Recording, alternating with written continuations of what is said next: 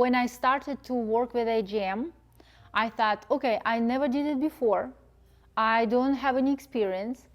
I prepared myself that actually I would not get a lot of attention, because before we had a person who tried to do that and I didn't like it. It was very, very unprofessional. I understand we're going to the company, and probably the company is working with companies, working with people who make money, for example, who is doing it for business.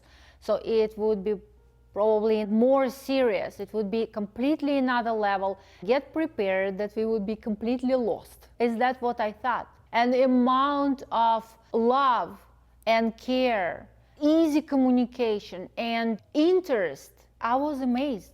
I couldn't expect anything like that. I thought for my content, I would be somewhere lost completely into the woods. I thought nobody would be interested in such a small project.